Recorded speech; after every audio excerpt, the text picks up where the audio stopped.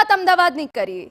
સાબરમતી વિસ્તારમાં પાર્સલમાં બ્લાસ્ટના મામલે શંકાસ્પદ રૂપેણ બારોટના ઘરે ક્રાઇમ બ્રાન્ચે સર્ચ કર્યું।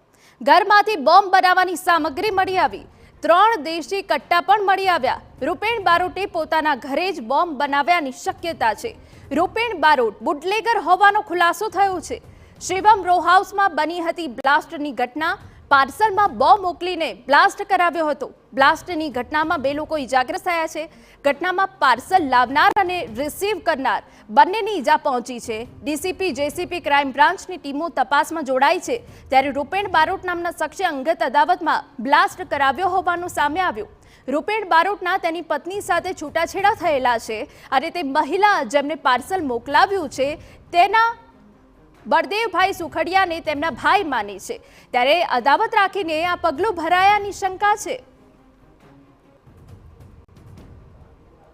દ્વારા જે આરોપી છે પાર્સલ મોકલનાર ગૌરવભાઈ ગઢવી એની ધરપકડ કરવામાં આવેલ છે અને પ્રાથમિક પૂછપરછમાં કેટલાક વધારે નામો આપણને મળ્યા છે અને એ નામો મળ્યા પછી આપણે બીજા જે આરોપી છે એની ઓળખ કરવામાં આવી છે। પ્રાથમિક રીતે એ પારિવારિક ડિસ્પ્યુટના લીધે આવું બનાવ બનેલ છે એવા જાણવા મળેલ છે। અત્યારે એફએસએલની અને બીડીડીએસની ટીમો અને ક્રાઇમ બ્રાન્ચ બીજી ટીમો અત્યારે હાજર છે અને પોલીસ દ્વારા ગુનો નોંધીને તમામ આરોપીની ધરપકડ કરવામાં આવશે।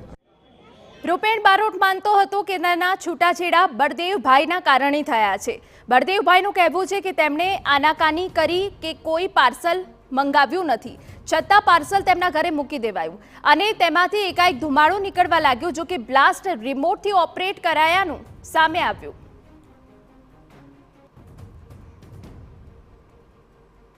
ગઢવીની ધરપકડે મારી સામે જ એને પછી પકડી લીધો। અહીંયા ઊભો હતો ને, બરાબર, એટલે મેં એને કહ્યું કે ભાઈ મારું કોઈ પાર્સલ છે નહીં, મેં કોઈ પાર્સલ મંગાવેલ નથી, હું આ કંઈ જાણતો નથી, હું ક્યારે પાર્સલ મંગાવતો નથી, બરાબર।